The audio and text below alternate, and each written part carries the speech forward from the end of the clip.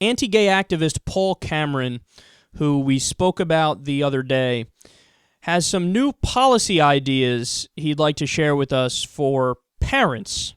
Paul, take it away. We're facing a demographic crunch. So here's what we recommend. 1, change the tax system.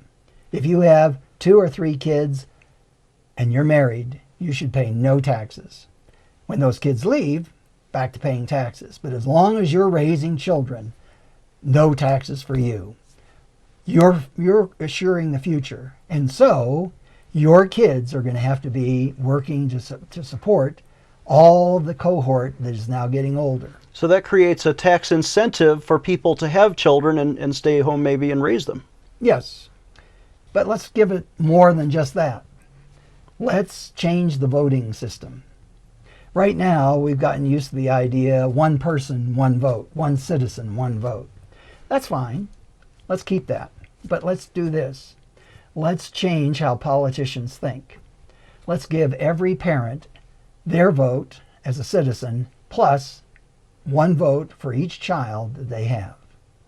That means a couple with, say, 3 children will have 8 votes. And if you're a single guy, you'll have a vote too. But let's change the politics of it so that politicians will suddenly say, I want to be family friendly because I want to come back to Washington. How do these guys think that these ideas are smart? How do you allow those words and that thought to come out of your mouth into the world without being terrified that everybody's going to look at you like you're a blithering idiot? I don't get it. I don't get it. And notice how quickly he contradicted himself. He goes, you know, in America we believe in one man, one vote. That's good. And now I'd like to take that away. But you just said you liked it. And well, what I mean by one man, one vote is you get one vote and then another one for every kid that you have. Why? Why?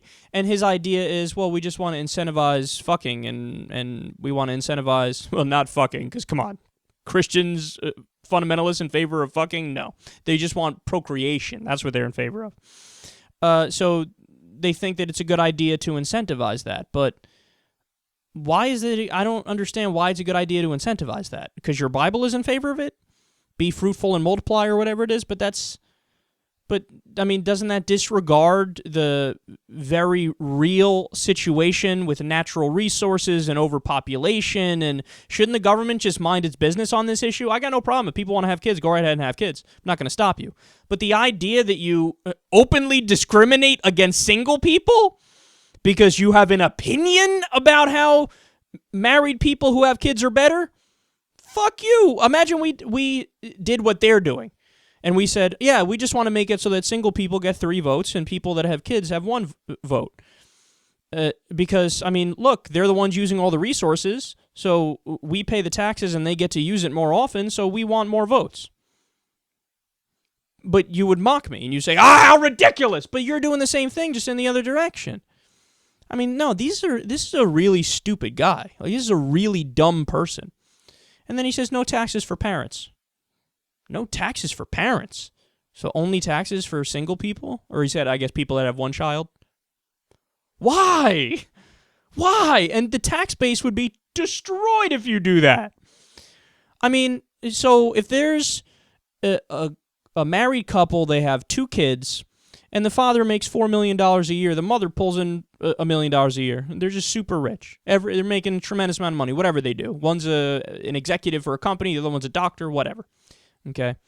And you say, no, it's okay. They need all that money. Don't let them pay taxes. Why should the tax rate for that family be the same as the tax rate for somebody who makes $30,000 a year, works 2 full-time jobs, and has 4 kids? No, that doesn't make any sense. But no, obviously one should be paying a much higher amount of taxes because they have all the means in the world, and the other one is struggling, and they shouldn't. I mean, these guys, they don't think. Like, there's no thinking, there's no logic, there's no reason, there's no rationality, there's no, if you make an argument like that, you better fucking parse through a whole bunch of economic data and tax rates and understand in depth the economy. You think this guy understands the economy? Oh, please.